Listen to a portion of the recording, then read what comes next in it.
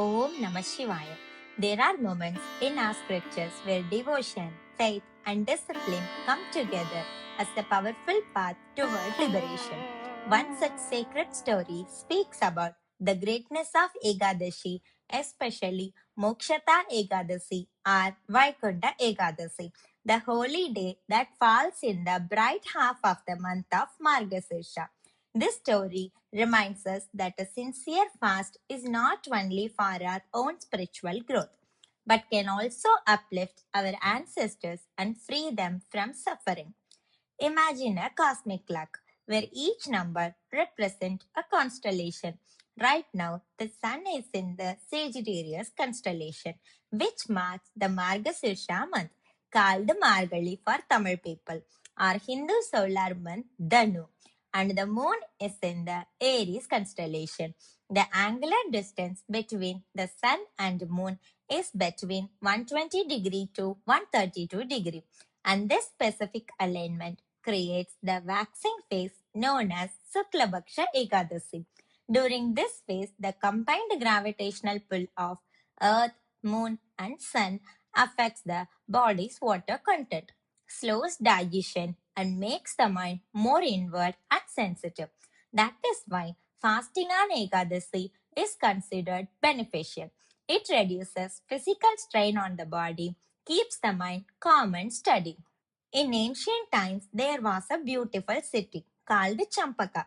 It was filled with devotees of Lord Vishnu, peaceful homes, and wise scholars who lived a life of discipline and righteousness.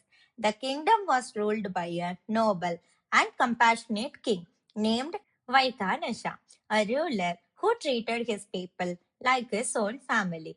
Under his guidance, the land prospered and harmony flowed through every corner of his kingdom.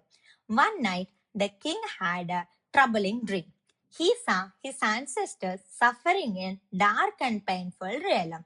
Their faces were filled with sorrow, and their voices with heavy and grief.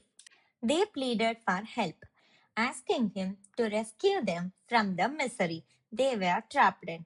The king woke up shaken, his heart filled with sadness, and from that moment onward, neither his palace, nor his riches, nor the glory of his power brought him peace. The dream stayed in his mind like a shadow. The thought of his ancestors in suffering weighed on him every moment. He went to the sages for guidance, seeking a way to free them from their pain. The sages revealed that a great spiritual doorway opens in the month of Margashirsha, the vow of Mokshada Ekadashi.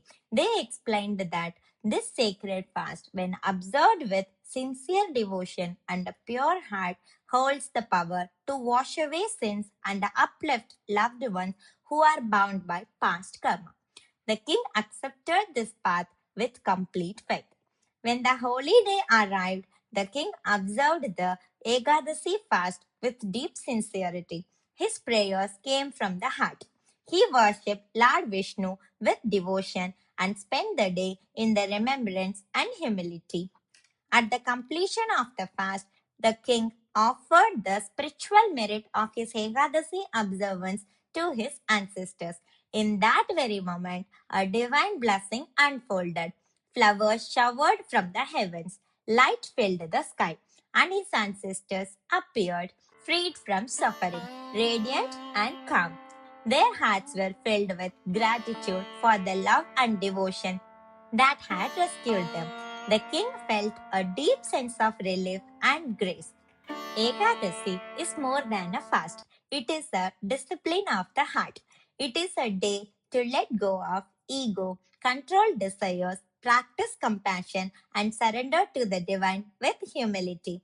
Mokshada Ekadashi especially reminds us that our prayers and vows can carry blessings not only for ourselves but also for generations before us.